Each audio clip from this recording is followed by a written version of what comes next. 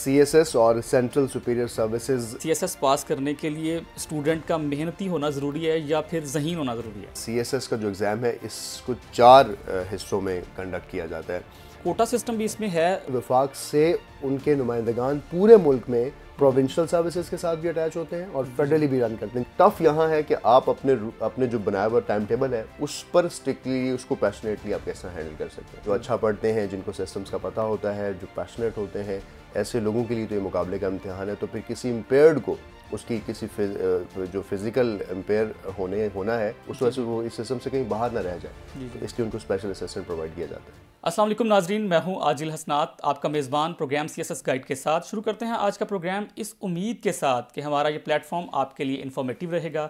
नाजरीन, खारजा पॉलिसी हो या दाखिला पॉलिसी, दफाई महाज हो या माशी महाज, हर मैदान में ब्यूरोक्रेसी अपना किरदार अदा करती नज़र आती है। अगर बीइंग अ बिगनर अगर आप इस ब्यूरोक्रेटिक क्लास का हिस्सा बनना चाहते हैं तो उसका एक ज़रिया CSS एग्ज़ाम्स हैं। CSS एग्ज़ाम्स के मुतालिक तमाम किस्म के सवालात हम आपको इस प्लेटफॉर्म से देंगे। इसके लिए हमने दावत दी है, हमारे मेहमान हैं जो एक माया नाज टीचर हैं, CSS स्पेशलिस्ट हैं। इसके अलावा वो एंकर भी हैं, जनाब अहमद राना साहब। अस्सलाम वालेकुम सर, कैसे हैं आप? बिल्कुल खैरियत से, आप कैसे हैं? अल्हम्दुलिल्लाह सर, अल्लाह का शुक्र है। सर बेसिकली जो है ना, ब्यूरोक्रेसी और हुकूमत का चोली दामन का साथ होता है। अगर ये कहा जाए कि हुकूमत की कारकर्दगी, कामयाबी और नाकामी का इंसार जो है वो ब्यूरोक्रेसी पर होता है तो गलत ना होगा। तो सर हमारे नाजरीन के लिए ज़रा काइंडली ये बताइएगा कि ब्यूरोक्रेसी है क्या चीज़? बहुत शुक्रिया आजिल।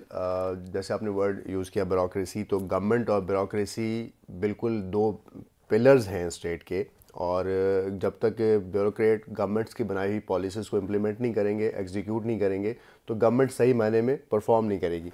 जैसे आपने सुना हुआ है कि मौजूदा गवर्नमेंट भी या पिछली गवर्नमेंट्स भी अक्सर ये इल्ज़ाम ब्यूरोक्रेसी पे भी लगा देती हैं कि ब्यूरोक्रेसी हमारा साथ नहीं दे रही है। जी जी। जो हमारी ब्यूरोक्रेसी है सारी गवर्नमेंट मशीनरी है, गवर्नमेंट की लॉ इन्फोर्समेंट है, गवर्नमेंट के तमाम रूल्स को एग्जीक्यूट करवाना इसकी ज़िम्मेदारी है, गवर्नमेंट्स के रूल्स में इनपुट देना इसकी ज़िम्मेदारी है, गवर्न करना इसकी ज़िम्मेदारी है, गवर्नेंस को साथ साथ पैरेलल लेके चलना ब्यूरोक्रेसी की ज़िम्मेदारी है। तो इस वजह से ब्यूरोक्रेसी जो है वो हमेशा, पाकिस्तान नहीं, दुनिया के किसी भी मुल्क में अगर कोई गवर्नमेंट मशीनरी रन होती है तो ब्यूरोक्रेसी से ही रन होती है। सही। अच्छा सर, टर्म जो है एक सेंट्रल सुपीरियर सर्विसेज, सर इसके बारे में थोड़ा सा हमारे नाज़रीन के बारे में बताइए प्लीज़। अच्छा, वर्ड है CSS और सेंट्रल सुपीरियर सर्विसेज। ये वो सुपीरियर सर्विसेज का दर्जा ब्रिटिश अपने रूल्स में जब पाकिस्तान को गवर्न कर रहे थे उस वक्त के इंडो पाकिस्तान को या सब कॉन्टिनेंट को, तो जो सुपीरियर सर्विसेज का लफ्ज़ है वो उस फेडरल लेवल पर, उस हायर टियर पर काम करने वाली डिसिप्लिन जो डिपार्टमेंट्स थे उनको दिया जाता था, जो डायरेक्टली इनपुट दे रहे होते थे किसी भी रियासत को डायरेक्टली गवर्न करने में। तो फेडरल ब्यूरोक्रेसी का जो लफ्ज़ है या जो सेंट्रल सुपीरियर सर्विसेज की आपने बात की, ये वो सुपीरियर सर्विसेज हैं जो डायरेक्टली वफाक से गवर्न होती हैं। वफाक से उनके नुमाइंदगान पूरे मुल्क में प्रोविंशियल सर्विसेज के साथ भी अटैच होते हैं और फेडरली भी रन करते हैं। जैसे कस्टम्स जो है वो पाकिस्तान की तमाम सरहदों, चाहे वो इंटर प्रोविंशियल हो या वो पाकिस्तान की इंटरनेशनल सरहदें हों, कस्टम्स वहाँ पे एज अ फेडरल डिपार्टमेंट वहाँ अपने आप को रन कर रहा है। इसी तरह पोस्टल सर्विसेज हैं, इसी तरह इंफॉर्मेशन ग्रुप है, और फिर इन्हीं के फर्दर जो पोर्टफोलियोज़ हैं वो प्रोविंस के अंदर भी हैं। PSP, police service of Pakistan itself एक ग्रुप है। फिर उसके बाद इन प्रोविंशियल हायरार्कीज़ इनकी फिर प्रोविंस के साथ अटैच्ड हैं। DMG ग्रुप जो पहले होता था उसका नाम अब पाकिस्तान एडमिनिस्ट्रेटिव सर्विसेज है, तो उसमें से आप असिस्टेंट कमिश्नर जाते हैं और बाद में आप रन करते हैं, फिर डिप्टी कमिश्नर और फिर मुख्तलिफ सेक्रेटेरिएट्स के अंदर, और फिर एज अ सेक्रेटरी किसी भी डिपार्टमेंट को फर्दर आप रन कर रहे होते हैं। तो this all comes in central superior services, जिसको CSS बोलते हैं। जी जी। और इसी वजह से CSS का एग्ज़ाम जो है वो इन्हीं पोजीशंस पर जाने के लिए ऑफ़र किया जाता है कि आप आएँ और इसमें कम्पीट करें और इस एग्ज़ाम को क्वालिफाई करें और be a part of civil service. Sir एक हमारे जो नाजरीन हैं, बिगनर्स हैं खासकर, ये उनके लिए क्वेश्चन है, वो पूछते हैं कि जी व्हाट इज़ CSS एग्ज़ाम्स, तो काइंडली थोड़ा सा उनको बता दीजिए। सॉरी। अच्छा, आज जैसे आपने पूछा कि सेंट्रल सुपीरियर सर्विसेज क्या है। सेंट्रल सुपीरियर सर्विसेज CSS मैं पहले बता चुका कि फेडरल सर्विसेज हैं, और इन सर्विसेज में आने के लिए हर शख्स की ये ख्वाहिश है कि वो इस सर्विस का हिस्सा बने। नो डाउट पाकिस्तान में इसका जो ग्रैंडर है, पाकिस्तान में जो इसके लिए लोग इसकी तरफ जाते हैं वो बहुत हैवी है। ज़ाहिर आपको पर्क्स अच्छे मिलते हैं, आप अथॉरिटेटिव होते हैं और शायद आप जो अपना इनपुट होता है वो दे सकते हैं सोसाइटी को कुछ। तो इसलिए कंपटीशन जो है, हर शख्स क्योंकि इसका हिस्सा बनना चाहता है तो कंपटीशन हाई हो जाता है और इसको मुकाबले का इम्तिहान भी कहा जाता है उर्फ़ आम में, क्योंकि इसका मुकाबला जो है वो बहुत सारे लोगों के दरमियान होता है और हर वो बच्चा जो ग्रेजुएट है वो इस एग्ज़ाम की तैयारी कर रहा होता है और तैयारी के बाद फिर वो CSS का जो एग्ज़ाम है उसके लिए वो प्रॉपर अप्लाई करता है और अप्लाई करने के बाद फिर वो जब इस एग्ज़ाम को देता है और फिर 4 डिफरेंट प्रोसीजर्स के साथ उसकी सिलेक्शन होती है और फिर वो as a CSS officer, as a CSP और एज अ ब्यूरोक्रेट वो गवर्नमेंट की फेडरल सर्विसेज को ज्वाइन करता है, जो कि 12 ग्रुप से। अच्छा सर, ये जो CSS एग्जाम्स है ये रिटर्न ही होता है या कोई साइकोलॉजिकल इसके कोई पार्ट्स हैं, ये ज़रा काइंडली बता दीजिए थोड़ा सा। अच्छा आजिल, जैसे मैंने पहले भी यही कहा कि CSS का जो एग्ज़ाम है इसको 4 हिस्सों में कंडक्ट किया जाता है। जो इसका पहला पार्ट है वो है रिटर्न एग्ज़ाम, जिसमें आपने 1200 नंबर के लिए अप्लाई करना होता है और 1200 नंबर्स के 100 मार्क्स के 12 सब्जेक्ट्स और कुछ अगर 200 मार्क्स के हैं तो फिर 8 या 10 हो जाते हैं। तो 1200 नंबर का जो रिटर्न एग्ज़ाम है आपने उसको क्वालिफाई करना है। उसको क्वालिफाई करने के बाद फिर आपका एक मेडिकल एग्ज़ाम होगा, आप मेडिकली अनफिट हैं, फिट हैं और किस फेडरल सर्विसेज के लिए आप जा सकते हैं। और इसके बाद फिर आपका साइकोलॉजिकल असेसमेंट होगी कि आपके साइकोलॉजिकली नफसियाती तौर पे आपको जज किया जाता है और उसके बाद फिर आपका फाइनल इंटरव्यू होता है विद पैनल और उसमें फिर आपकी काबिलियत और सलाहियत को भी जज किया जाता है। तो ये 4 प्रोसीजर्स के बाद फिर आपको एक मेरिट नंबर मिलता है कि आप मेरिट में इस क्राइटेरियन पर आएँ और फिर उसके अकॉर्डिंगली गवर्नमेंट की जितनी सीट्स होती हैं तो जो जिस मेरिट पे पहले होता है तो उसको पहले दी जाती है और जो बच्चे रह जाते हैं तो फिर उनको गवर्नमेंट नॉन एलोकेटेड के तौर पे ट्रीट करती है, जबकि उनको भी किसी भी ना सर्विसेज में ज़रूर अटैच करना चाहिए। तो ये 4 बेसिकली इसके प्रोसीजर हैं जो आपने पूछे। सही। और सर इस इम्तिहान में हिस्सा लेने के लिए बेसिकली क्वालिफिकेशन क्या होनी चाहिए, एजुकेशन क्या, डिग्री क्या होनी चाहिए स्टूडेंट के पास? अच्छा आजिल, गवर्नमेंट ऑफ पाकिस्तान ने, फेडरल पब्लिक सर्विस कमीशन ने, FPSC इसको कंडक्ट करता है, उसने जो इसका क्राइटेरियन अपने रूल्स में डिफाइन किया वो ये है कि आप सिंपल ग्रेजुएट हों 14 इयर्स ऑफ एजुकेशन के साथ। जी। अब क्योंकि पाकिस्तान में BS का जो कल्चर है हमारे एजुकेशनल इंस्टीट्यूट्स में आ रहा है, सिंपल BA और सिंपल BSc की डिग्रीज अब शायद काफ़ी जगहों पे नहीं भी ऑफ़र की जाती। तो अगर आप 16 ईयर की एजुकेशन रखते हैं, आपने BS प्रोग्राम किया है, आपने कोई भी डिग्री ACCA, इवन ACCA और कुछ ऐसी डिग्रीज जो फ़ॉरेन हैं, उनके कुछ मॉड्यूल्स पास करने के बाद आपको ये दर्जा दे दिया जाता है कि आप ग्रेजुएट हैं। तो अगर आपको ग्रेजुएट होने का दर्जा मिल गया है 14 ईयर ऑफ एजुकेशन के साथ तो आप इस एग्ज़ाम में अप्लाई कर सकते हैं। एक तो ये इसकी रिक्वायरमेंट है जो एजुकेशनल है। दूसरी रिक्वायरमेंट ये है कि आपकी जो एज है वो 21 ईयर ऑफ योर एज होनी चाहिए और 21 साल से अगर आप कम हैं तो आप अप्लाई नहीं कर सकते और अगर आप 30 साल से ज़्यादा हैं तो आप अप्लाई नहीं कर सकते। एक ये इसका सेकंड क्राइटेरिया है। और अगर आप गवर्नमेंट एम्प्लॉय हैं या अगर आप फेडरल एडमिनिस्ट्रेटिव ट्राइबल एरियाज से बिलोंग करते हैं, कश्मीर से, बलूचिस्तान के, और रूल्स के अंदर स्पेसिफिकली मेंशन्ड है कि आप इस इलाके से अगर बिलोंग करते हैं तो आपको 2 इयर्स एज रिलैक्सेशन मिलती है। अगर आप गवर्नमेंट सर्विस हैं, चाहे आप कॉन्ट्रेक्चुअल हैं, 2 इयर्स आपने सर्विस की हुई है तो आपको 2 इयर्स एक्स्ट्रा मिलेंगे। तो for the government servant, for those special candidates जिनकी मैंने बात की, उनके लिए 32 इयर्स एज हो जाएगी। सही। और सर इसके लिए मतलब कि कोई भी पाकिस्तानी शहरी हिस्सा ले सकता है, और ये बता दीजिए कि इसकी कोई फ़ी वगैरह अगर है तो वो हमारे नाज़रीन के लिए सर बताइए। अच्छा, फ़ी तो इसकी बहुत मिनिमम है और एनुअली हर साल इस एग्ज़ाम ने कंडक्ट होना होता है फरवरी में और जो इसकी फ़ी है वो 2200 रुपये है, 2200। और ये फ़ी बिल्कुल ऐसी है जैसे आप किसी एग्जामिनेशन सेंटर में अप्लाई करते हैं तो आपको वहाँ पर उनकी आंसर शीट्स के लिए, रोल नंबर स्लिप्स के लिए, डॉक्यूमेंटेशन के लिए जो प्रोसेस फ़ी रिक्वायर्ड होती है वो फ़ी होती है जो गवर्नमेंट चार्ज करती है। तो बहुत ज़्यादा पैसे इसके लिए रिक्वायर्ड नहीं है। जी। हाँ, आपको इसकी प्रेपरेशन के लिए ज़ाहिर है बुक्स ख़रीदनी है, वो आपकी अपनी पर्सनल ग्रूमिंग या डेवलपमेंट के लिए है। उसके ऊपर जो आप कॉस्ट करते हैं तो मेरा ये ख्याल है कि 5,000 to 6,000 टोटल की आपकी बुक्स आ जाती हैं जो आप पूरा साल 6 मंथ 8 मंथ्स आप इसकी प्रेपरेशन करते हैं और फिर आप उस पर बैठते हैं। तो 2200 इसकी फ़ीस है और उसी से आप सिंपल एक चलान है उसको फिल करते हैं और देन स्टार्ट। जी। अच्छा सर, कोटा सिस्टम बेसिकली एक किस्म का, एक तो ये है कि जी हम जो वैकेंसीज फेडरल गवर्नमेंट की तरफ से आती हैं तो वो आती हैं कि पंजाब की इतनी सीट्स हैं, सिंध की इतनी सीट्स हैं, बलूचिस्तान की इतनी सीट्स हैं। फिर दूसरा ये होता है कि वुमेन के लिए इतनी सीट्स एलोकेटेड हैं, मेल के लिए इतनी हैं। सर इसमें बताइए कि कोटा सिस्टम भी इसमें है, ये ज़रा हमारे नाज़रीन के लिए। बिल्कुल आजिल, गवर्नमेंट ऑफ पाकिस्तान ज़ाहिर है इस चीज़ पे बिलीव रखते हैं हम कि हम इक्वल अपॉर्चुनिटी देते हैं किसी भी शख्स को गवर्नमेंट का हिस्सा बनने की। एक तो ये बात, सेकंड हम एम्पावर करना चाहते हैं उन माइनॉरिटीज़ को, स्पेशली ख़वातीन को, कि अगर वो गवर्नमेंट में आना चाहें और किसी भी वजह से वो अपना एलोकेशन ना ले सकें तो उनके लिए एक स्पेशल कोटा मुख्तस किया जाता है।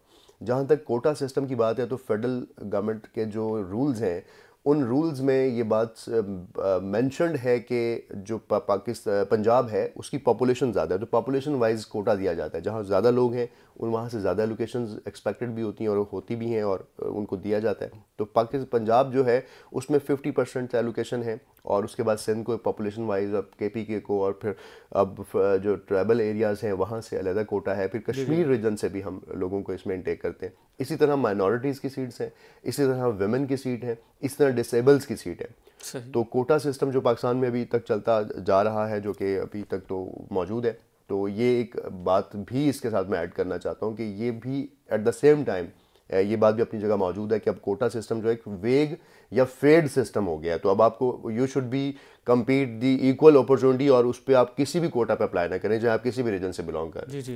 तो ये भी इसके साथ साथ चल रहा है। जब आप ये पास कर लेते हैं तो गवर्नमेंट ऑफ पाकिस्तान की तरफ से कुछ ग्रुप्स बनाए गए हैं जहाँ पे इनको अपॉइंट किया जाता है। सर वो थोड़ा सा नाज़रीन को बता दीजिए चेदा वो कौन से ग्रुप हैं? अच्छा आजिल, इसमें गवर्नमेंट ऑफ पाकिस्तान ने टोटल 12 ग्रुप्स को रेफ़र किया है। उन 12 ग्रुप्स में तमाम फेडरल ग्रुप्स हैं। जैसे आपने नाम सुना होगा असिस्टेंट कमिश्नर अगर कोई शख्स होता है तो उसका ताल्लुक पाकिस्तान एडमिनिस्ट्रेटिव सर्विसेज से होता है। अगर आप पुलिस में एज अ ASP ज्वाइन करते हैं तो आप PSP Pakistan service of police service of Pakistan में जाते हैं। इस तरह कस्टम्स है, इस तरह इंफॉर्मेशन ग्रुप है, इस तरह ऑडिट एंड अकाउंट्स का ग्रुप है, इस तरह इंडियन रेवेन्यू सर्विसेज का ग्रुप है, इंफॉर्मेशन का ग्रुप है, पोस्टल का ग्रुप है और इस तरह के कुछ और फॉरेन सर्विस का ग्रुप। तो ये सारे ग्रुप्स टोटल 12 ग्रुप्स हैं जिन ग्रुप्स में हर साल जब आप एग्ज़ाम दे रहे होते हैं तो हर साल सीट्स क्रिएट होती हैं कि हमें पैस में कितने चाहिए, PSP में कितने लोग चाहिए, फॉरेन सर्विस में कितने चाहिए। तो फिर उन तमाम सीट्स को क्यूमुलेटिवली ऐड कर लेते हैं। 250 सीट्स बनती हैं, 300 बनती हैं, 400 बनती हैं। तो जितने लोग क्वालिफाई होते हैं उनको मेरिट वाइज और उनकी प्रेफरेंस वाइज, कि आपकी भी प्रेफरेंस होती है कैंडिडेट की जब वो क्वालिफाई करता है कि मैं किस ग्रुप में जाना चाहता हूँ, तो उसको फिर उसकी प्रेफरेंस वाइज, उसके मेरिट ऑर्डर वाइज उन तमाम ग्रुप्स में से उसको एलोकेशंस दी जाती हैं। और अगर सीट्स खत्म हो जाती हैं तो जो बच जाते हैं फिर वो अगले साल दोबारा एग्जाम देते हैं। सही।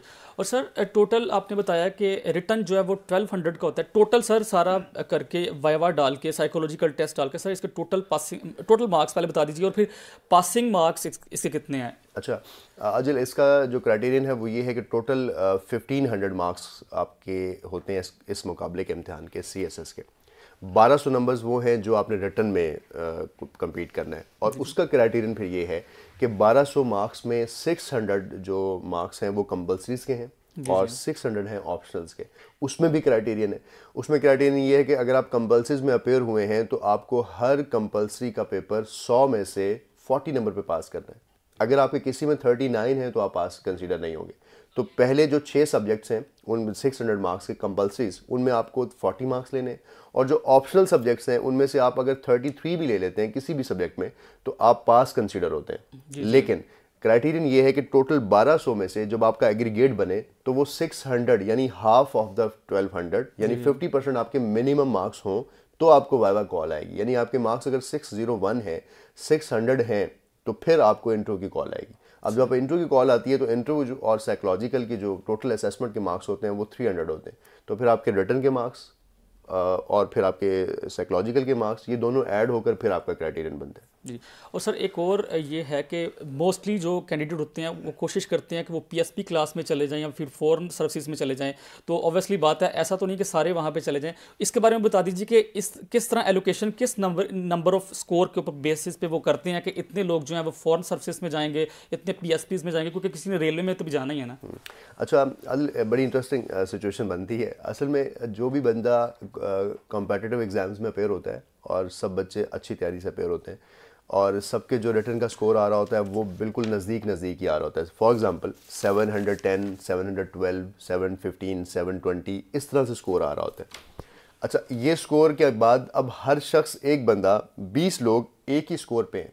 715 20 बच्चों के हैं, अब 715 20 बच्चों के, अगर 20 के 20 बच्चे पुलिस में जाना चाहते हैं तो सीट्स हैं 15, जी उन 20 में से 15 लोग उधर जाएंगे और जो 5 बचे हैं फिर वो अपनी सेकंड प्रेफरेंस पे जाएंगे, जो उन्होंने सेकंड प्रेफरेंस पे फॉरेन सर्विस अगर रखा था।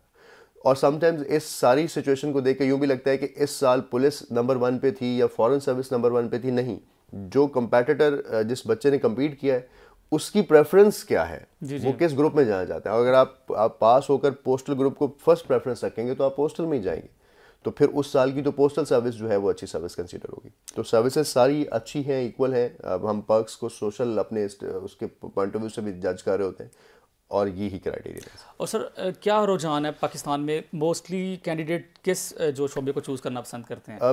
मेरा यही पिछले जवाब से मैं इसको लिंक करूंगा कि it depends upon your social status, कि आप किस फैमिली से बिलोंग करते हैं, आपकी रिक्वायरमेंट क्या है, या आप किस में इंटरेस्टेड हैं। अगर आपके अच्छे मार्क्स हैं और टॉपर हैं और आपने लिख दिया कि मेरे पास मुझे पोस्टल में जाना है, तो फिर तो पोस्टल उस साल का अच्छा ग्रुप हो गया ना, कि टॉपर कर पोस्टल में गया। तो मोस्टली वैसे जो बच्चे 3 ग्रुप्स हैं हमारे leading group, Pakistan administrative services, police service of Pakistan और फॉरेन सर्विस ऑफ पाकिस्तान, इनमें मोस्टली बच्चे अपनी प्रेफरेंसेस रखते हैं और इसके बाद फिर सेकंड, थर्ड, फोर्थ प्रेफरेंस पे जा रहे होते हैं।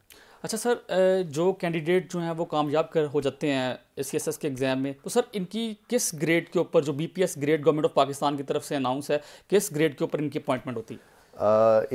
जो बच्चा भी सीएसएस का एग्ज़ाम क्वालिफाई करता है वो 17 ग्रेड से गवर्नमेंट को स्टार्ट करता है और 17 ग्रेड के बाद फिर 22 ग्रेड जो लास्ट ग्रेड ऑफ पाकिस्तान है उसमें अपनी सर्विस को पूरा करते हैं। उनके ऑक्यूपेशनल एग्ज़ाम्स होते हैं, उनके बाद में जो बाकी एडवांस ट्रेनिंग कोर्सेज होते हैं उनके साथ साथ उनकी प्रमोशन लिंक होती है। तो मिनिमम जो इसका ग्रेड है जहाँ से एक सीएसपी स्टार्ट करता है। और I would encourage you all कि आप लोग अगर सिंपल बीए पास हैं तो किसी रेफरेंस, किसी सिफारिश की ज़रूरत नहीं है, सिर्फ इस एग्ज़ाम को क्वालिफाई करें और उस 17 ग्रेड को ज्वाइन करें जिस 17 ग्रेड को एक्चुअल फेडरल ब्यूरोक्रेसी कहा जाता है, तो आप ज्वाइन कर सकते हैं। सर एक ये भी अमूमी तासुर पाया जाता है कि सीएसएस का इम्तिहान जो है वो बड़ा टफ किस्म का होता है, ये बात ठीक है या इसमें कुछ?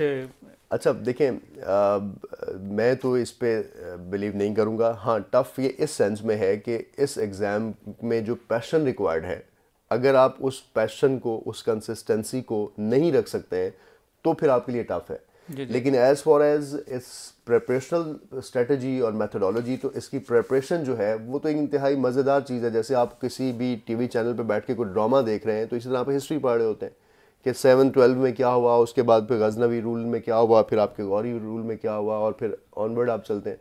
सो एक हिस्टोरिकल इवेंट्स को आपने पढ़ना है, आपने अपनी इंग्लिश को इम्प्रूव करना है, आपने पाकिस्तान अफेयर्स को रीड करना है। तो अपनी सब चीज़ें उसमें जब कर रहे होते तो बड़ा मिक्स और बड़ा मज़ेदार सी स्टडीज़ है।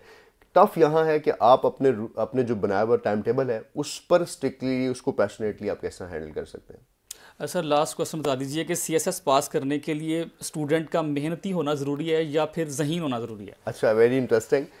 स्टूडेंट का स्मार्ट होना बहुत ज़रूरी है, क्योंकि वो पढ़े जो पेपर में आना है। तो अगर उसने वो पढ़ा जो पेपर में नहीं आना तो फिर उसका जहानत भी किसी काम के नहीं और उसका कोई भी एक्स्ट्रा एफर्ट उसके किसी काम के। तो उसको स्मार्ट होना चाहिए, सिर्फ वही पढ़ें जो पेपर में आना है। और बहुत से बच्चे जो इस वक्त टॉप पोजीशंस पे हैं उनके पास भी यही स्मार्ट टूल था कि उन्होंने वही पढ़ा। और एक चीज़, सीएसएस अच्छी गाइड से हो जाएगा। अगर आपको किसी ने अच्छा गाइड कर दिया कि ये सोर्सेज इस बुक के लिए, इस एग्ज़ाम के लिए, इस क्वेश्चन के लिए सिर्फ ये चीज़ फॉलो करनी है, तो आप गाइडेड हैं। और अगर आप मिस गाइडेड हैं तो आप फेल में हैं, अगर आप गाइडेड हैं तो आप जरूर पास कर लेंगे। Thank you sir. नाजरीन, आपके बहुत से सवालात जो हमने आज अपने प्लेटफॉर्म पे डिस्कस किए, यकीनन बहुत से सवालात अभी बाकी हैं, उसके लिए आप हमारे जो प्रोग्राम है उसको देखते रहिए। हमारा पंजाब सेफ सिटी अथॉरिटी के नाम से फेसबुक का पेज है, उसको विज़िट कीजिए। इसके अलावा आप ट्विटर, इंस्टाग्राम और यूट्यूब पर भी हमसे मुखातिब हो सकते हैं। अपना और अपने प्यारों का ख्याल रखिए। अल्लाह निगहबान।